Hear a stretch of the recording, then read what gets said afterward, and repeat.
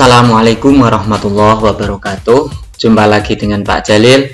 Pada kesempatan kali ini kita akan membahas materi IPS tema 6 subtema 2 dan 3 ya. Tema 6 subtema 2 dan 3 yaitu tentang upaya mewujudkan masyarakat yang sejahtera. Nah, upaya ini dalam rangka mengisi kemerdekaan. Oke, langsung saja kita bahas materi pada sesi kali ini. Ya, dalam rangka membangun masyarakat sejahtera, kita perlu yang namanya adalah cinta tanah air. Nah, cinta tanah air ini merupakan rasa rela berkorban demi kepentingan bangsa dan bangga terhadap keragaman budaya Indonesia. Jadi cinta tanah air merupakan rasa dari dalam diri kita untuk rela berkorban untuk kepentingan bangsa dan negara. Dengan adanya rasa cinta tanah air ini dapat membuat kita senantiasa mengutamakan kepentingan bersama daripada kepentingan sendiri. Kita lebih lebih mementingkan kepentingan bersama-sama ya, keperluan bersama daripada kepentingan kita sendiri. Ini yang perlu dikembangkan dalam membangun masyarakat sejahtera. Berikut untuk sikap-sikap yang menunjukkan rasa cinta tanah air. Yang pertama adalah mengenalkan budaya Indonesia kepada masyarakat asing. Ya, kita kenalkan budaya Indonesia, adakan pameran budaya kepada masyarakat di luar negeri misalkan. Yang kedua, mempelajari budaya daerah lain dengan penuh semangat.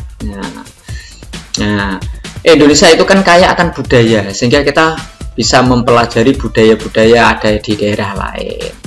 Nah, biar tidak hanya tahu budaya kita sendiri. Yang ketiga, menghargai dan menghormati antar masyarakat. Ini, nah, biar menunjukkan rasa cinta tanah air, kita harus menghargai dan menghormati budaya-budaya masyarakat yang lain. Yang keempat, contoh lagi sikap yang menunjukkan rasa cinta tanah air adalah mengutamakan kepentingan bersama daripada kepentingan sendiri. Ini sikapnya yang perlu ditanamkan pada diri kita adalah lebih mementingkan atau mengutamakan kepentingan bersama. Yang kelima adalah menghargai pendapat orang lain saat bermusyawarah atau berdiskusi. Nah, inilah ya, ketika sedang ada bicara, nah, kita tidak boleh memenggalnya, tidak boleh menyela. Nah, kita hargai pendapat orang tersebut. Nah, karena dari banyak pendapat itu akan menghasilkan keputusan yang mufakat.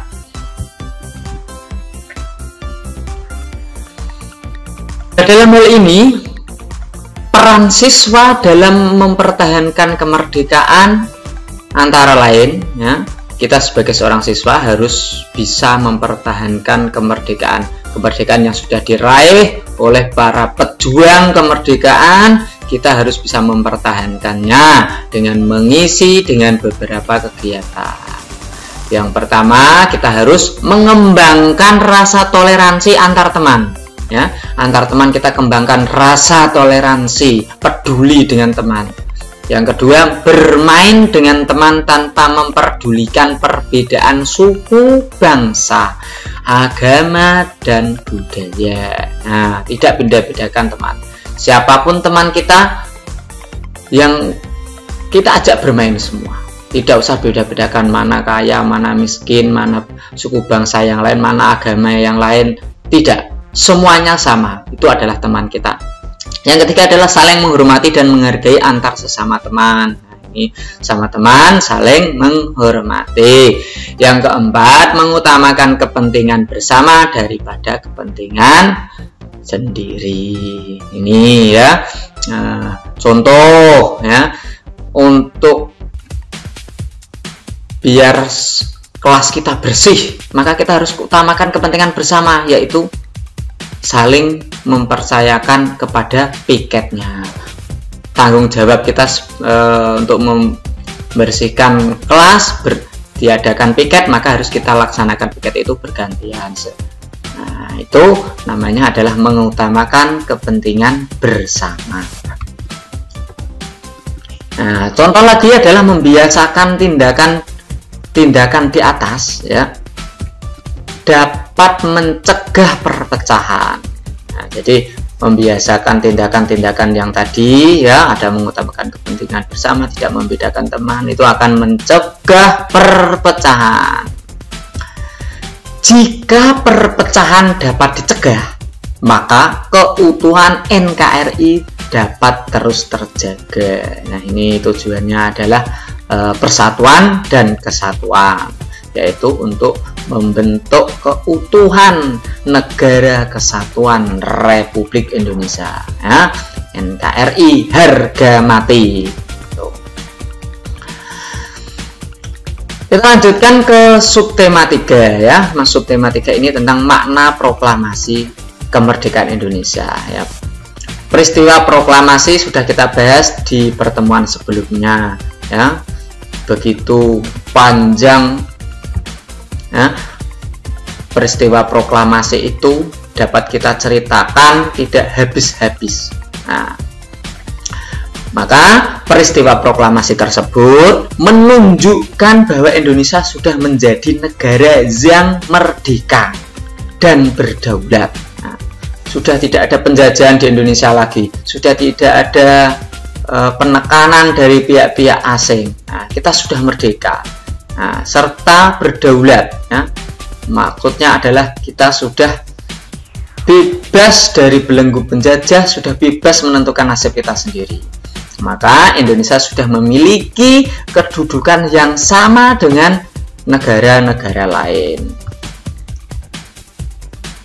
Oleh sebab itu, kita semestinya memaknai proklamasi kemerdekaan dengan sebaik-baiknya. Nah, memaknai proklamasi kemerdekaan ini dapat dilakukan dengan berbagai cara. Macam-macam caranya untuk memaknai proklamasi kemerdekaan. Nah, upaya mewujudkan kehidupan yang sejahtera. Nah, ini tujuan akhir dari makna proklamasi tadi, ya. Dengan adanya proklamasi kita sudah merdeka, maka tujuan utama adalah mewujudkan bagaimana kehidupan yang sejahtera. Nah, salah satu upaya untuk memajukan atau mewujudkan kehidupan yang sejahtera adalah memajukan kesejahteraan umum, yaitu dengan cara pembangunan nasional. Nah, pembangunan nasional ini merupakan tanggung jawab pemerintah, akan tetapi rakyat Indonesia harus mendukung pembangunan tersebut. Nah, dukungan tersebut dapat berupa persatuan antar masyarakat. Itu, ya, yang penting.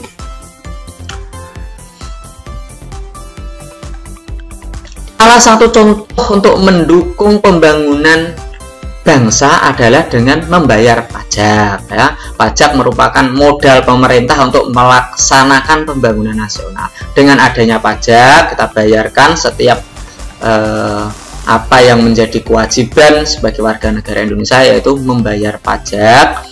Nah, dengan pajak pemerintah bisa mengolah bagaimana pembangunan bangsa dari infrastruktur yang dibangun oleh pemerintah. Tujuannya adalah untuk menjadikan masyarakat menjadi sejahtera.